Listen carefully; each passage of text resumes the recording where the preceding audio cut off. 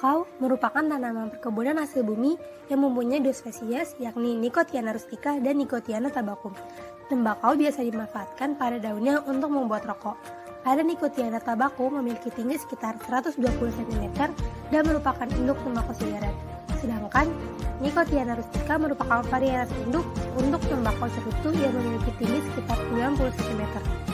Menurut Permenkes nomor 28 tahun 2012 tentang pencantuman peringatan kesehatan dan informasi kesehatan pada kemasan produk tembakau, pada pasal 1 ayat 1 dijelaskan bahwa produk tembakau adalah suatu produk yang secara keseluruhan atau sebagian terbuat dari daun tembakau sebagai bahan bakunya yang diolah untuk digunakan dengan cara dibakar, dihisap, dihirup, atau dikunyah. Tembakau telah menjadi masalah kesehatan global, baik di negara maju maupun negara berkembang.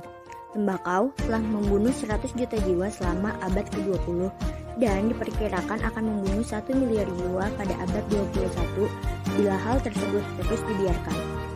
6 juta orang di dunia meninggal setiap tahunnya, yang pada tahun 2030 diperkirakan mencapai 8 juta orang atau 1 kematian setiap 6 detik.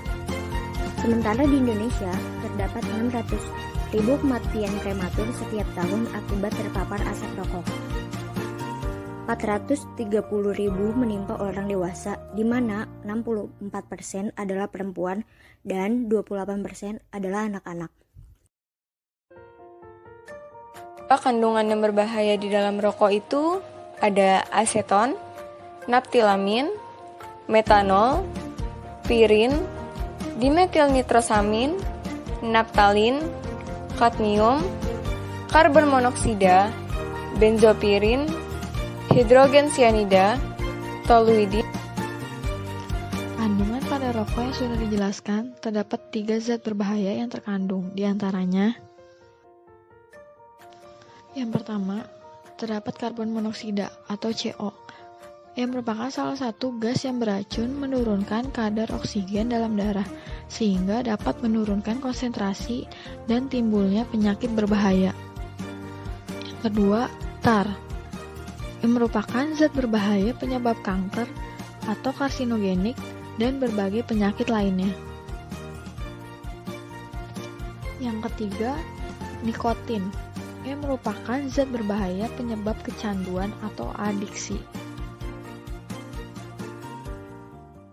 Oke, tadi kita sudah mengetahui terkait pengertian tembakau beserta rokok, kandungan-kandungan beserta dampak dan akibat dari rokok itu seperti apa, dan tidak lupa juga tadi kita sudah mengetahui terkait pengendalian dari rokok itu sendiri. Nah, selanjutnya fokus kebijakan yang diarahkan pada perlindungan masyarakat akibat konsumsi rokok dan asap rokok itu sangat difokuskan oleh pemerintah, terutama pada anak-anak dan remaja, pada perempuan dan juga beserta kemiskinan akibat konsumsi rokok itu sendiri.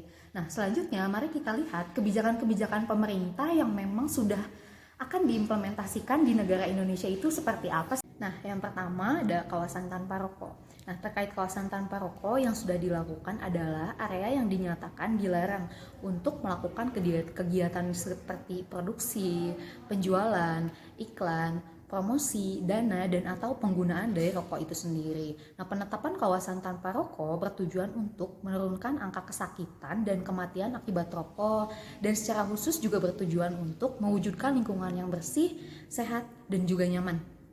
Yang kedua yaitu secara teratur melaksanakan kampanye Hari Tanpa Tembakau Sedunia. Pada tanggal 31 Mei diperingati sebagai Hari Tanpa Tembakau Sedunia, dan Indonesia ikut dalam merayakan Hari Tanpa Tembakau Sedunia, yang mana kegiatan ini bertujuan untuk meningkatkan kesadaran masyarakat tentang bagaimana sih produksi ataupun bagaimana perokok aktif ataupun pasif itu bisa mempengaruhi perokok ataupun bisa mempengaruhi masyarakat Indonesia, keluarga mereka, komunitas mereka. Selain itu, kegiatan ini bertujuan untuk memberikan pengetahuan kepada generasi muda terkait manipulasi industri.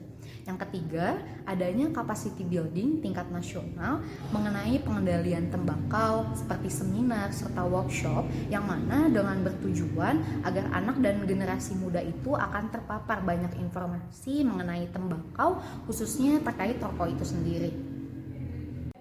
Implementasi sebuah kebijakan sangatlah penting. Maka persyaratan utama yang harus diperhatikan oleh pemerintah adalah melaksanakan keputusan kebijakan atau peraturan implementasi yang harus ditransmisikan kepada personalia atau individu sendiri, yang mana ditransmisikan tersebut harus dengan sesuai sasaran.